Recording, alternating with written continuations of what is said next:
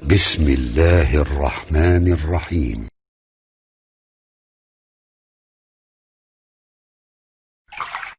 Ibu sholat? Sholat. Ada yang tidak sholat? Non-muslim sholat tidak? Tidak. Non-muslim puasa tidak? Baca Quran tidak? Nah, sekarang kita minta sama Allah, ya Allah, saya sholat, dia tidak sholat. Saya puasa, dia tidak puasa. Saya baca Quran, dia tidak baca Quran. Apa perbedaan antara saya dengan dia? Saya bekerja, dia bekerja. Tempatnya sama. Nah, sekarang perhatikan baik-baik ya. Ketika ibu bapak bermohon kepada Allah Subhanahu wa ta'ala, ya Allah, saya beriman, dia tidak beriman. Saya sholat, dia tidak sholat. Apa perbedaan antara saya dengan dia dalam hal mendapatkan rezeki? Lihat baik-baik. Khusus bagi orang beriman, Allah turunkan ketentuan yang kedua. Kalau ibu kerjakan ini, maka rezekinya diberikan lebih cepat daripada orang biasa. Saya ulang ya. Anda kerjakan isi di ayat ini, maka Anda akan mendapatkan rezeki yang cepat dari Allah, dari umumnya orang biasa. Quran surah kedua, ayat 172.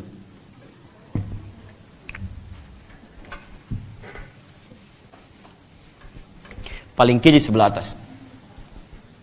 Bismillah.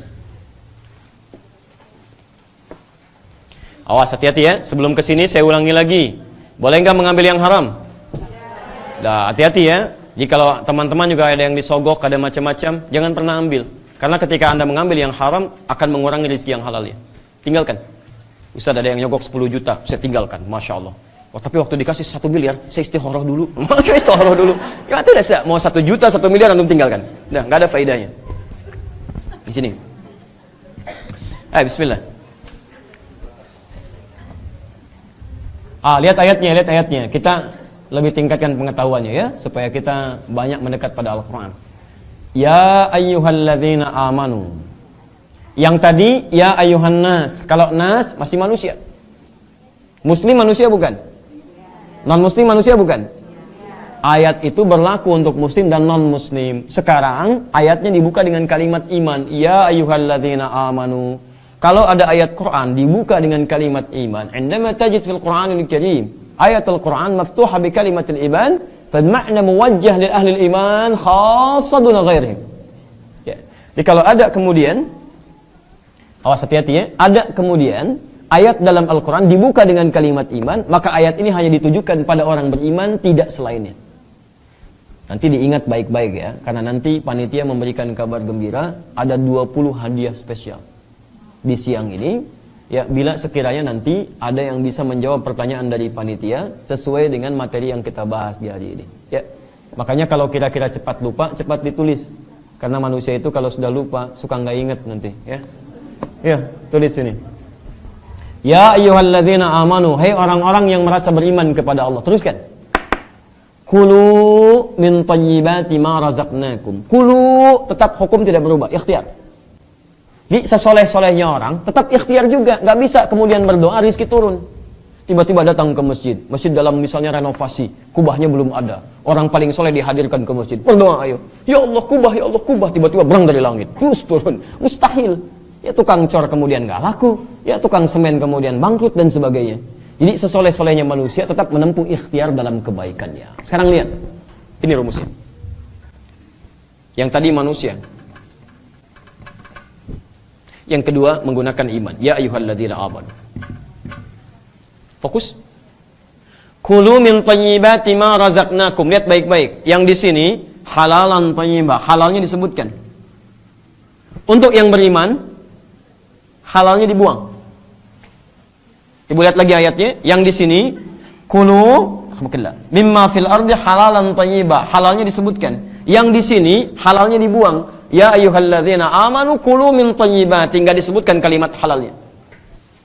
Kata para ulama, perhatikan kalimatnya. Kenapa ketika orang beriman mau bekerja, kalimat halalnya dibuang? Kata para ulama, karena orang beriman itu imannya otomatis akan membimbing dia mencari yang halal. Orang beriman mustahil mencari yang haram. Jadi kalau ada orang mengaku beriman kemudian mencari yang haram, ini menunjukkan ada yang salah dalam imannya. Imannya pasti bermasalah. Maksudnya apa? Kalau ibu ingin mencari rezeki, tidak pernah berpikir pada yang haram. Antum ya ikhwan, antum bekerja tidak pernah memikirkan yang haram. Pokoknya halal, halal, halal. maka Allah akan percepat rizkinya kepada antum dengan kalimat ma razaqnakum. Kami yang akan dekatkan rizkinya, bukan dia yang lelah mencarinya. Ingat rumus pertama kata Quran. Kalau Anda ingin mencari rizki dengan kalimat iman, jangan pernah pikirkan yang haram. Maka Allah akan dekatkan rizki kita pada yang halal dan dijauhkan dari yang haram. Tolong lihat baik-baik ya cara memahami ayat ini. Kadang-kadang cara Allah mendekatkan kita pada yang halal dengan memalingkan kita dari yang haram. Misal, antum pilih mana? Jadi direktur atau manajer? Yang ikhwan. Ibu pilih mana? Jadi bos atau jadi wakil bos? Jadi bos, alhamdulillah ya. Sekarang lihat baik-baik sini. Ibu mau jadi dubes atau wakil dubes? Dubes, alhamdulillah ya. Baik. Kenapa tidak mengucapkan amin?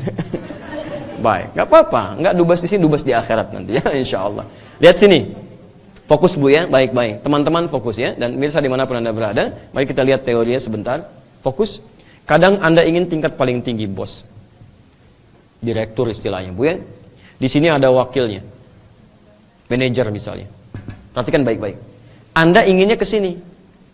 Tapi Anda mencari dengan iman. Tinggalkan yang haram, tinggalkan yang haram. Tiba-tiba oleh Allah dimentokkan ini, dibuang peluangnya. Sudah ikut seleksi, sudah ikut ujian, tiba-tiba nggak lulus. Padahal menurut standar pemikiran kita, menurut kita harusnya masuk nih. Tapi tiba-tiba oleh Allah dijauhkan dari kita ini. Begitu dijauhkan, ditempatkan ke sini, posisinya nomor 2. Padahal kata orang ini paling layak nomor 1, tiba-tiba nggak masuk di sini. Kenapa?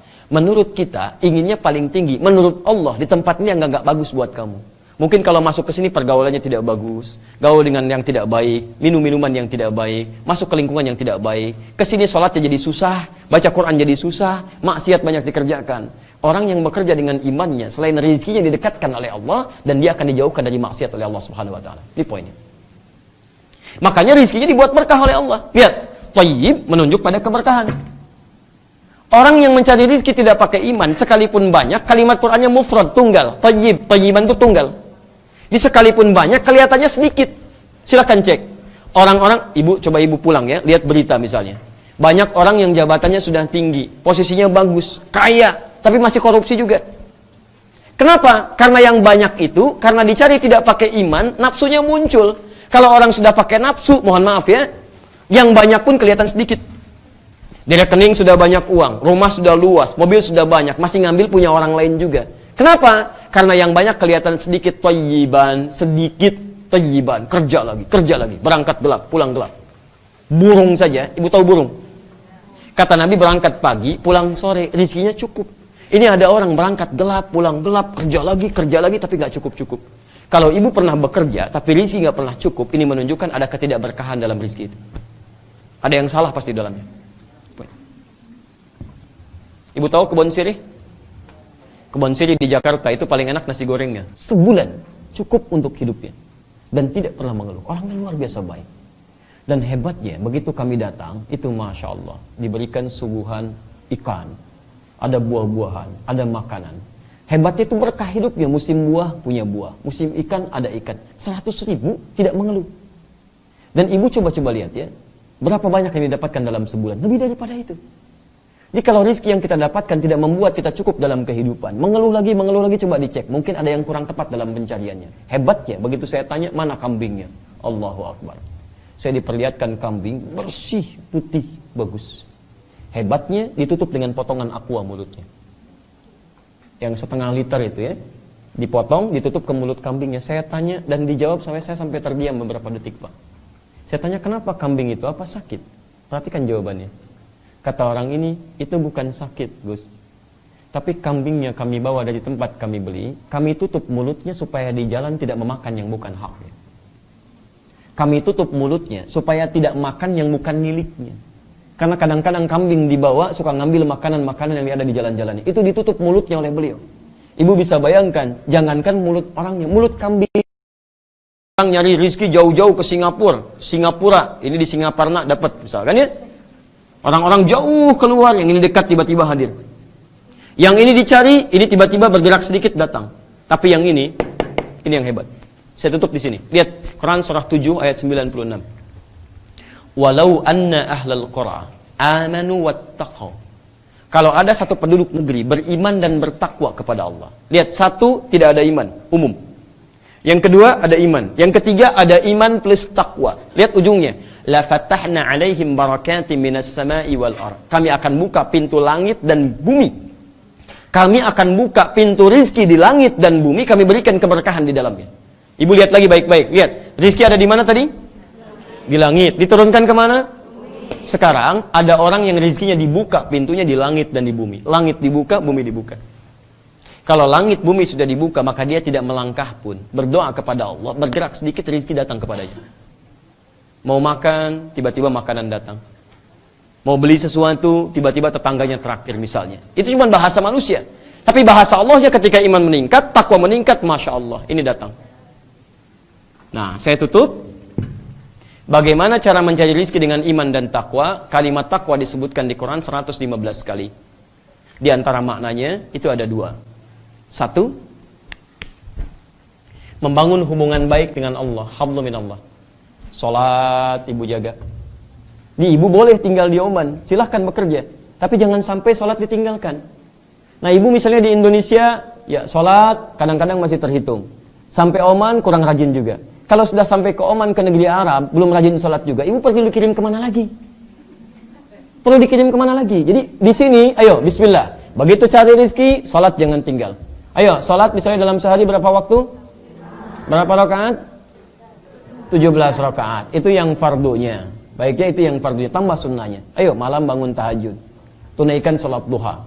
Begitu ditambah sholatnya, maka Allah pun akan tambah kemudahan kita untuk mendapatkan rezeki kita. Ibu nggak percaya silahkan, mulai sekarang tingkatkan sholat sunnah. Misal, ya, maaf. Kemarin belum tahajud, malam ini rencanakan saya tahajud. Walaupun 2 rakaat gak apa-apa. Jangan paksakan dulu 11 rakaat ya. Mulai dengan yang mudah-mudah.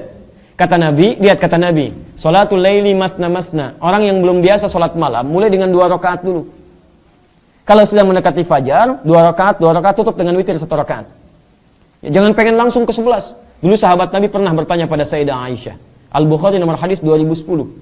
Ya, kata Hudzaifah al-Yamani, kemudian Al-Mughirah bin Syu'bah, satu lagi ada Abdullah bin Mas'ud bertanya pada Nabi, pada Sayyidah Aisyah. Perhatikan baik-baik. Kata mereka, kaifa kanat salatu Rasulullah sallallahu alaihi wasallam? Bagaimana salat malamnya Nabi sallallahu alaihi wasallam? Kata Sayyidah Aisyah, la tas'al an husnihinna wa tulihinna. Jangan ditanyakan bagaimana bagus dan panjangnya. Nekat besoknya diikuti salat di belakang Nabi. Tiba-tiba Nabi sallallahu alaihi wasallam, maaf ya, rakaat pertamanya kata Hudzaifah al-Yamani 100 rakaat Al-Baqarah.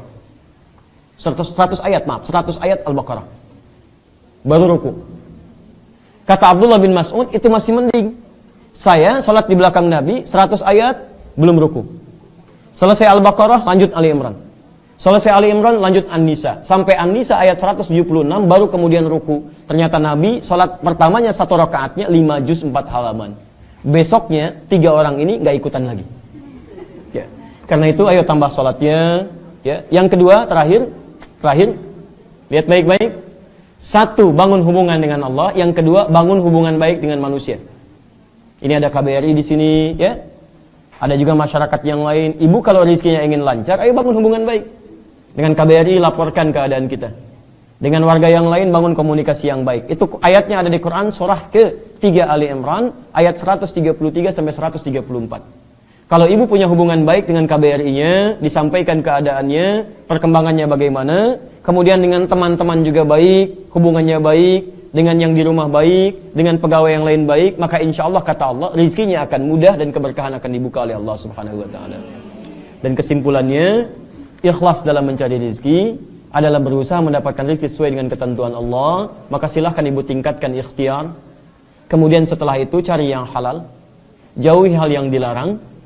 Kemudian keluarkan pada yang baik-baik dan tingkatkan ketakwaan kita kepada Allah, maka rezeki akan dipercepat oleh Allah Subhanahu wa Ta'ala.